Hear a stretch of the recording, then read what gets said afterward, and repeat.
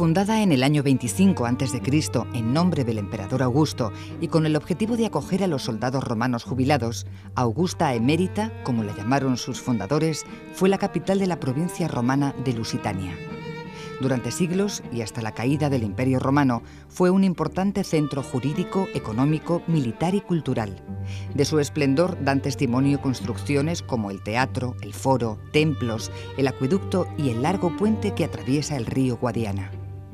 El marco incomparable que ofrece la actual ciudad de Mérida ha sido el sitio donde se ha desarrollado, entre el 2 y el 6 de julio de 2007, el curso de verano de la UNED Ciencia y Tecnología en el Mundo Antiguo. El curso ofreció a un gran número de asistentes la visión de los expertos acerca de las materias, ciencias y técnicas que llegaron desde Grecia, Egipto y Oriente hasta suelo hispano en época romana.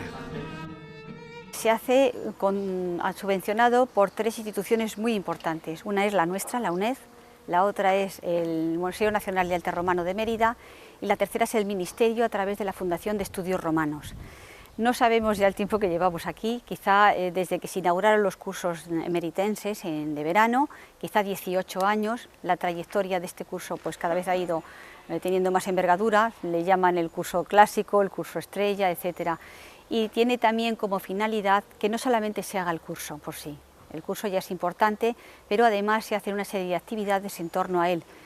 Uno de los principales, digamos, agentes y que se dedica a ello es el Museo Nacional de Arte Romano. Se hace dentro del museo.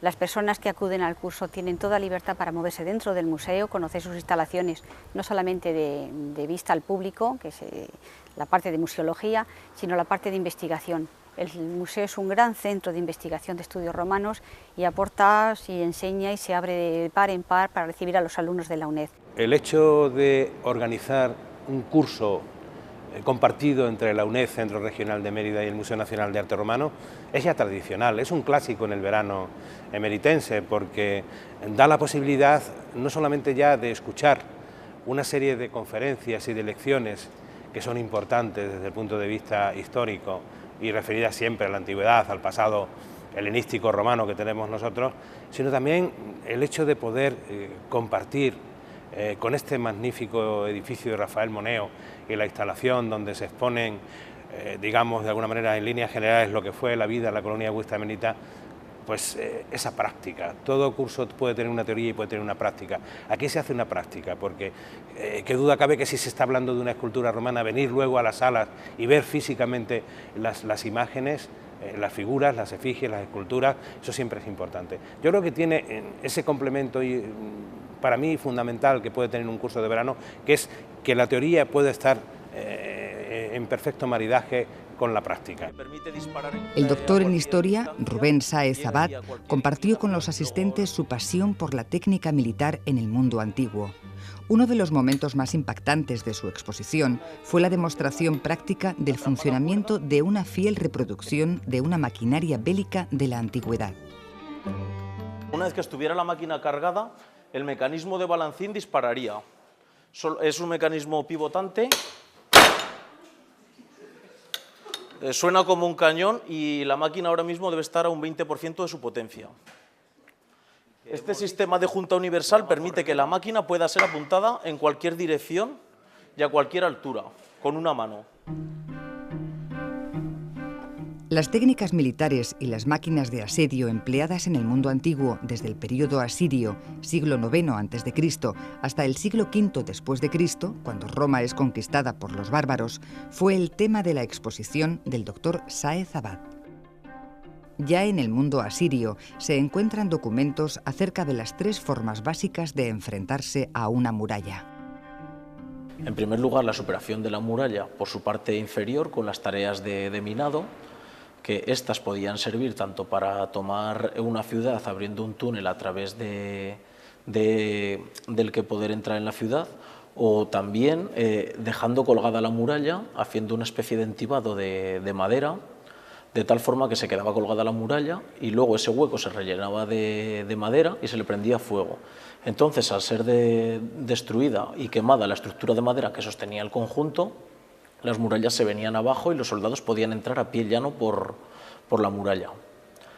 Luego también encontramos en los relieves asirios las primeras técnicas para superar las murallas por su parte superior, que son ya bien por el empleo de escalas, que serían simples escaleras muy semejantes a las empleadas actualmente, o también ya con torres de asedio. Estas torres de asedio normalmente se equipaban también con arietes, de tal forma que cumplían una doble función.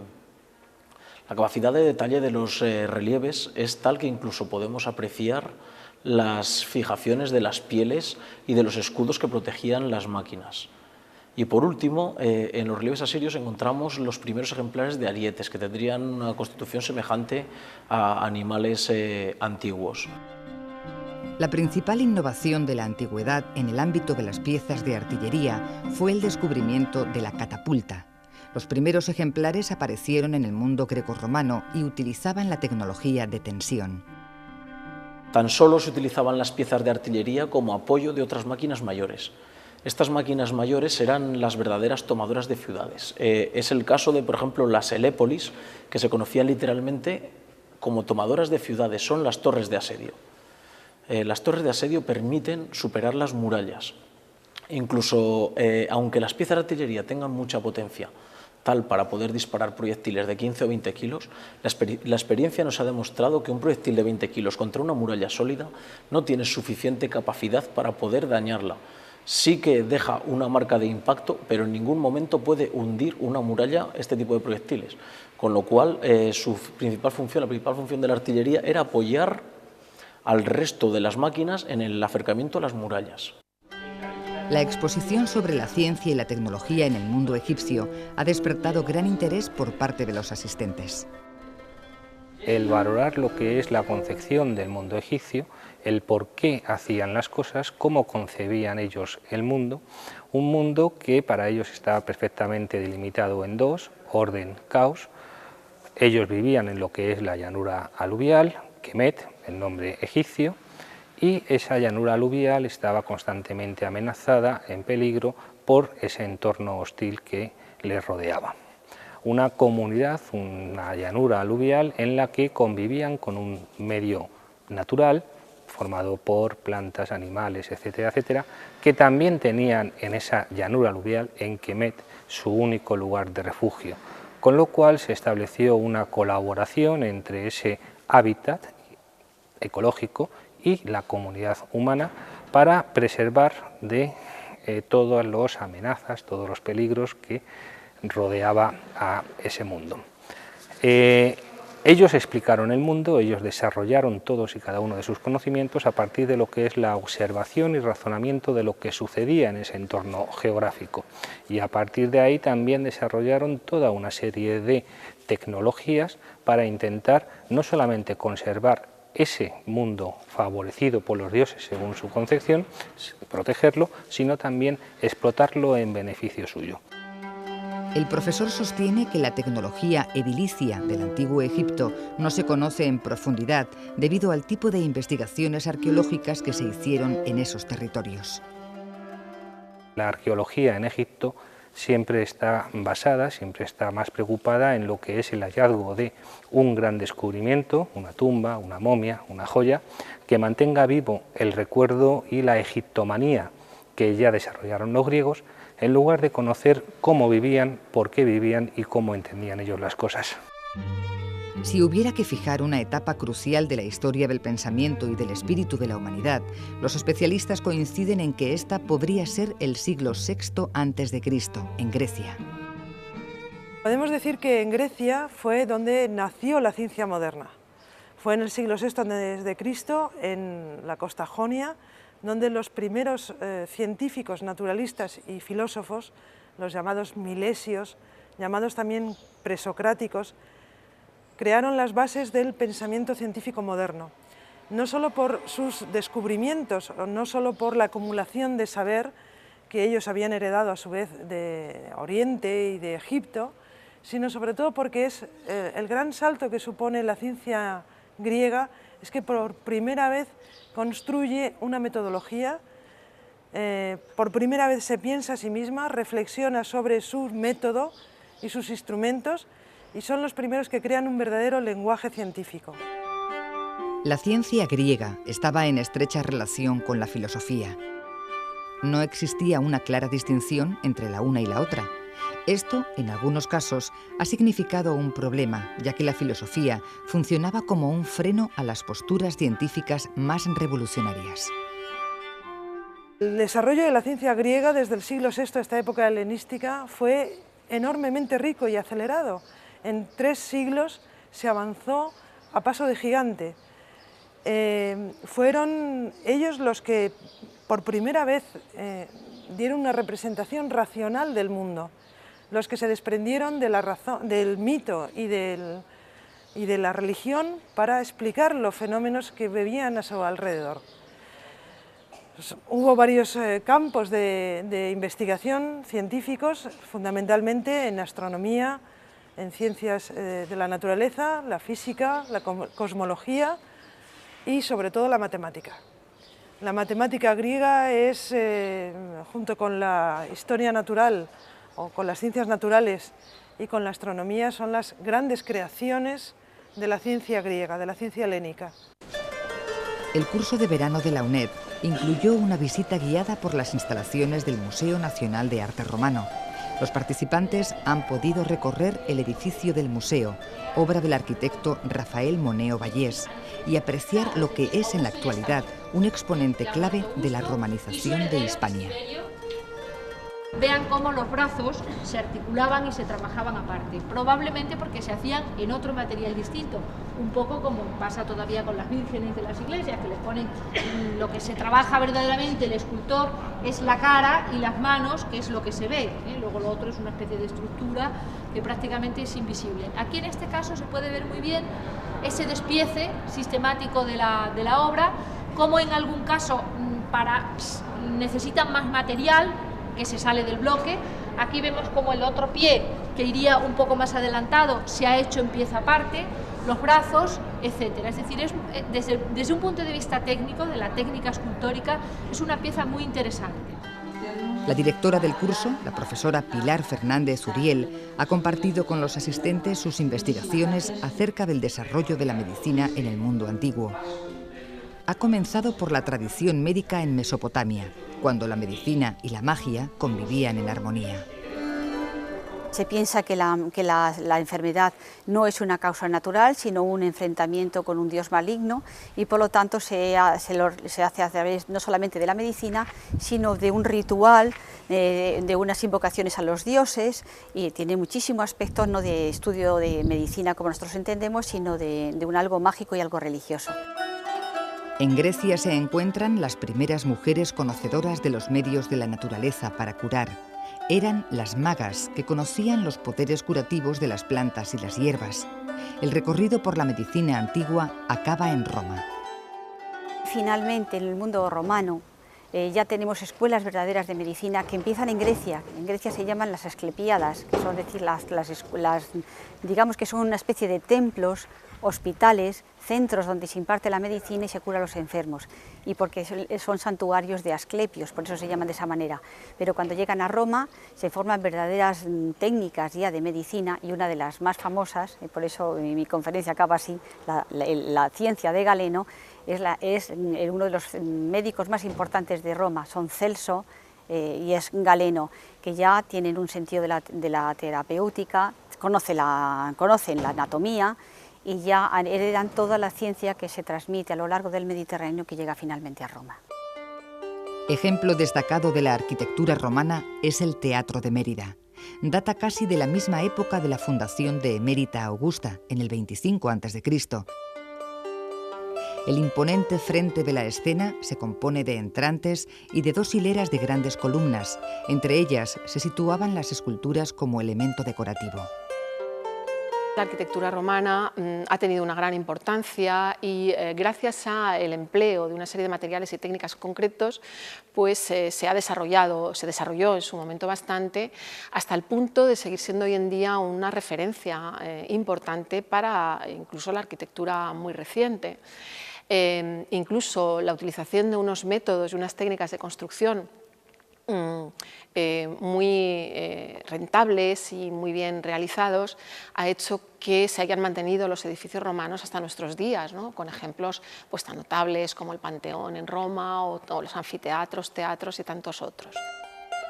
En pleno centro de la ciudad se puede apreciar otra gran obra de la arquitectura romana, el Templo de Diana. Está construido en piedra de granito procedente de canteras cercanas a la ciudad. Su fachada principal está orientada hacia el foro.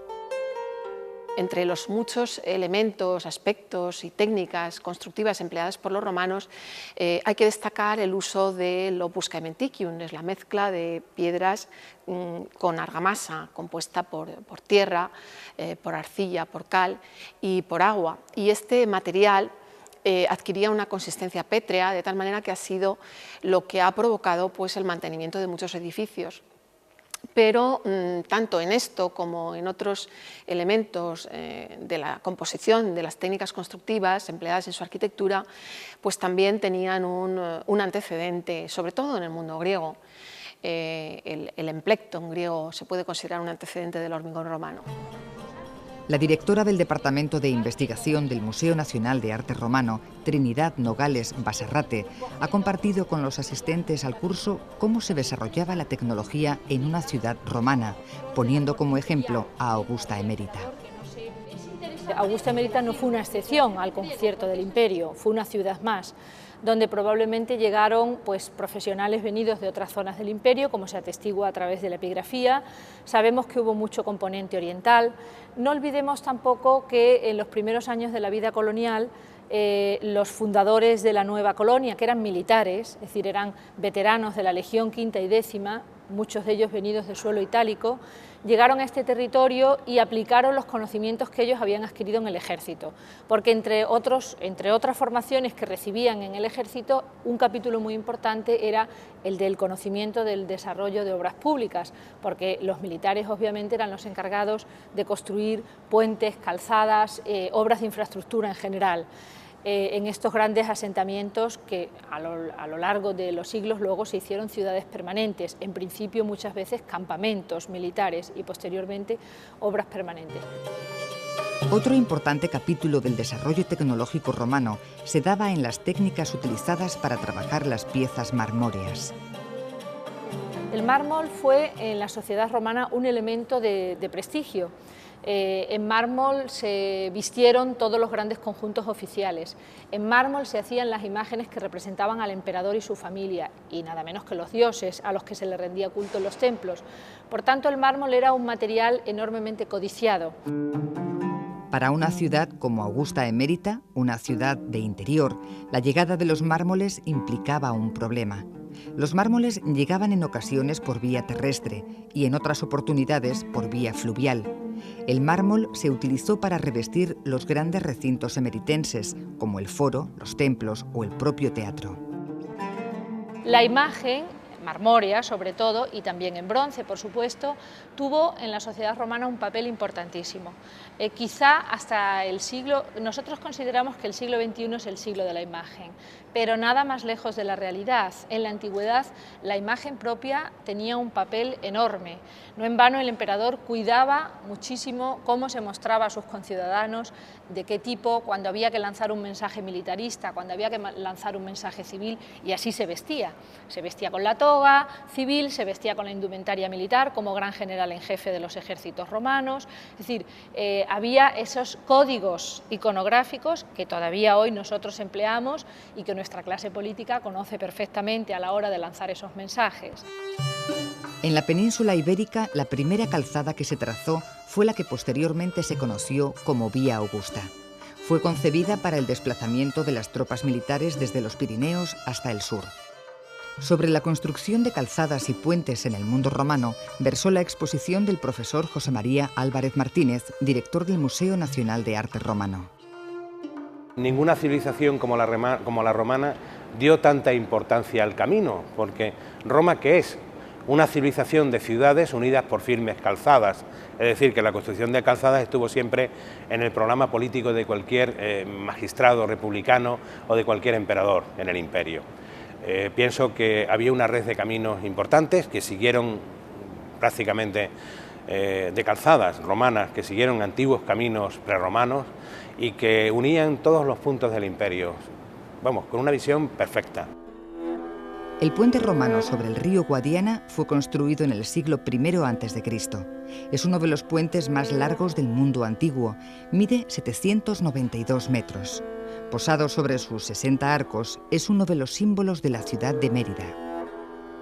En Italia hace unos años se produjeron una serie de inundaciones en el norte y qué curioso, muchos puentes fueron barridos por las aguas, pero los romanos se mantenían. ¿Por qué? Pues porque tenían una cimentación. Se estudiaba perfectamente el terreno y en un caso donde no podían asentarse en las pilas de un puente se hacía un malecón, como pasó en el puente romano de Mérida, que es un ejemplo impresionante de lo que es la técnica hidráulica romana.